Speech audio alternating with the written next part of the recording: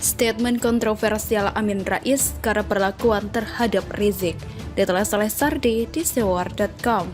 Amin Rais kembali melontarkan statement kontroversial dan bernada ancaman. Alasannya, dia mengaku kecewa dengan cara pemerintah memperlakukan Rizik sejak pulang ke Indonesia.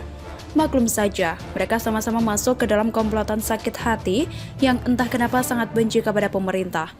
Jadi, kalau ada satu orang yang kena masalah, pasti yang lain ikut merasa menderita. Kalau ditanyakan kepada orang-orang yang sangat membenci Rizik, mereka senang-senang aja kok. Bahkan bila perlu ditahan aja selamanya, sehingga negara ini tetap aman sentosa tanpa keributan. Amin Rais makin geram saat menyaksikan persidangan Rizik.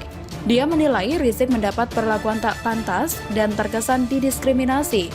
Apa kita harus seperti ini terus? Jadi semua ahli hukum atau sebagian besar mengatakan pengadilan sesat. Hak seorang terdakwa diabaikan sama sekali. Saya kira itu melanggar hak asasi manusia, kata Amin Rais. Dengan menyematkan gelar tokoh Islam terkemuka di Indonesia, Amin Rais heran kenapa kriminalisasi terhadapnya terus berjalan bahkan sampai berlanjut ke pengadilan. Amin Rais kemudian mengungkit kejadian di Kashmir, India, yaitu berkumandangnya Hayya 'alal Jihad atau seruan berbuat jihad.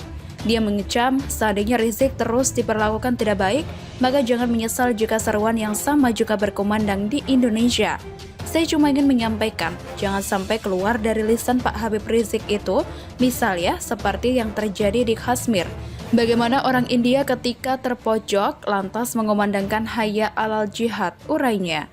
Ini bukan dalam konteks azan, tetapi dari menara masjid Kashmir terdengar seperti itu, menimbulkan keberanian luar biasa. Dan ketika kaum muslimin yang terpojok itu bangkit, kemudian seolah sudah apapun dikorbankan, baik nyawa dan harta.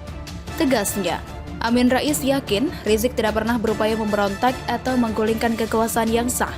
Karena itulah Rizik dianggap tidak bersalah dan tidak pantas diperlakukan seperti sekarang.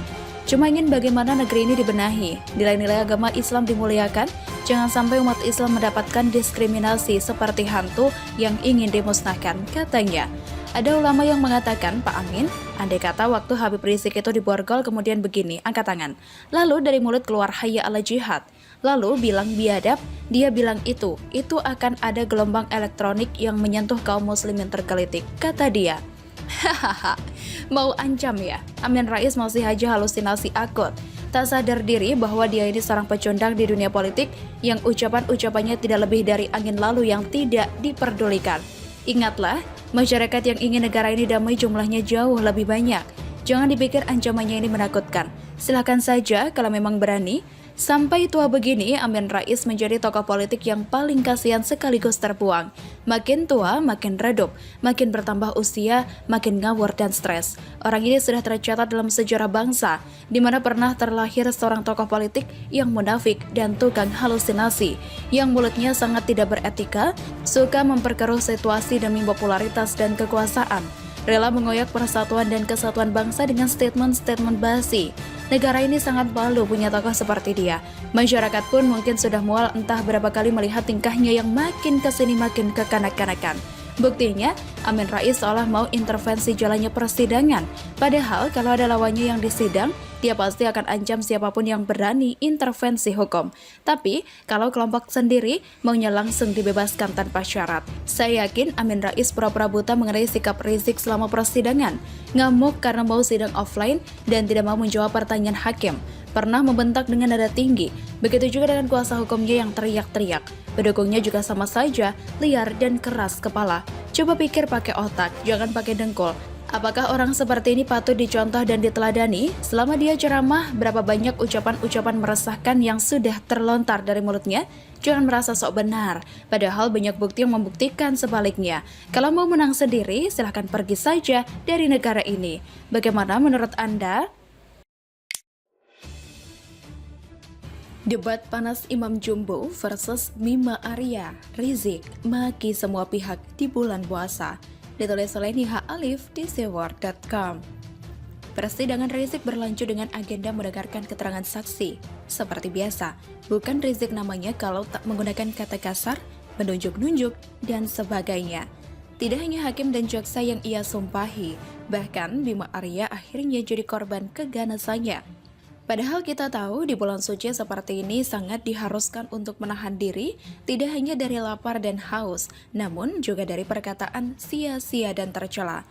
Terlebih, Rizik sendiri adalah pimpinan ormas agama, tapi tak sedikit pun menunjukkan perubahan di bulan puasa. Berkali-kali, ia mencecar Bima Arya kenapa pakai lapor polisi dan tak mau berbicara kekeluargaan. Padahal, dari awal kasus pelaporan karena Rizik dan pihak Rumah Sakit Umi sengaja menutupi informasi swab ke Ketua Satgas Covid Bogor, Bima Arya. Bima sendiri menjelaskan kalau dirinya panik mengetahui Rizik masuk rumah sakit karena sebelumnya kontak Wali Kota Depok yang ketahuan positif. Padahal awal masuk rumah sakit, Rizik sudah diswab tapi oleh rumah sakit mengatakan belum ada pemeriksaan. Inilah yang membuat Bima murka hingga melaporkan ke Barreskrim. Apalagi setelahnya ada berita Rizik kabur lewat gudang obat. Semua orang jelas tahu bahwa memang Rizik yang bersalah. Tapi bukan Rizik namanya kalau tak berkilah. 1000 cara ia gunakan membela diri dan menyerang lawan. Menurut Rizik, sejak awal ia tak menutupi hasil tes swab. Tapi karena belum tahu hasilnya, maka ia pikir dirinya baik-baik saja. Ia juga tak terima dituduh kabur, karena menurutnya ia meninggalkan rumah sakit secara baik-baik karena merasa kondisinya sudah fit. Dia justru menuduh Bima Arya berbohong soal hasil swab, padahal menurut Bima, tanggal 18 diminta diberitahu penyidik polisi jika hasil swab Rizik negatif. Artinya, Riziklah yang berbohong. Sebelumnya seperti dilansir dari Kompas.com, baik Rizik maupun Bima kemudian menuding satu sama lain dengan kata bohong. Awalnya, Rizik menjelaskan alasannya ingin pulang dari Rumah Sakit Umi pada Sabtu 28 November 2021. Ia merasa telah bugar. Tidak ada pantangan, tidak nyesek, tidak batuk, kan saat itu hasil PCR belum keluar. Saya katakan, mudah-mudahan tetap sehat walafiat, ucap Rizik. Akan tetapi, Bima menyebut Rizik berbohong. Hal itu tertuang dalam berita acara pemeriksaan Bima yang Rizik ketahui. Rizik pun mengkonfrontasi hal itu ke Bima. Lantas, Bima dalam BAP menjawab kalau yang Rizik sampaikan tidak sesuai dengan fakta di rumah sakit. Penyidik bertanya kepada saya, Ketua Satgas, apakah Anda mengetahui kondisi sebenarnya Habib Rizik? Apakah pertanyaan sesuai dengan kondisi sebenarnya? Saya sampaikan bahwa yang beliau sampaikan tidak sesuai dengan kondisi sebenarnya. Terang Bima. Hakim kemudian bertanya kepada Bima apakah tetap berdasarkan pernyataannya. Berarti jawaban saudara di BAP benar? Tanya Hakim kepada Bima. Benar, jawab Bima. Rizik pun kesal dan menuding Bima Arya sebagai pembohong. Tidak hanya membentak Bima, dirinya juga menunjuk-nunjuk jaksa yang dianggap memotong pembicaraannya. Seperti dilansir dari Kompas.com, Rizik membentak dan menunjuk jaksa karena JPU memotong kalimat Rizik saat ia mencecar pernyataan Wali Kota Bogor, Bima Arya. Cukup, jaksa penuntut umum cukup. Ini hak saya bicara, cukup, kata Rizik sambil menunjuk jaksa. Iya, timpal jaksa. Karena Anda yang menarik saya, Anda ini yang pidanakan kita. Pasien dipidanakan, Anda yang lakukan kriminalisasi pasien, kriminalisasi rumah sakit, Anda yang pidanakan. Jadi saya berhak membela diri karena saya yang akan dipenjara, kata Rizik dengan nada tinggi. Mendengar hal itu, jaksa meminta agar Rizik tak memaksa saksi untuk terus-menerus bicara dengan pertanyaan yang diulang-ulang. Mendengar keributan tersebut, hakim menengahi keduanya. Hakim meminta kepada kedua pihak untuk bersabar. Sabar, saudara sabar, timpal hakim. Itulah sifat asli Rizik yang pintar membolak-balik fakta dan munafikun. Giliran ia yang salah malah bilang pasien dipidanakan. Apa jadinya kalau nanti digelar sidang chat mesum dengan Firza? Bisa-bisa maki-maki pengadilan dan mempertanyakan kenapa imam besar umat Islam ex-ormas FPI dipidanakan. Seakan Rizik seorang yang paling wow di dunia ini.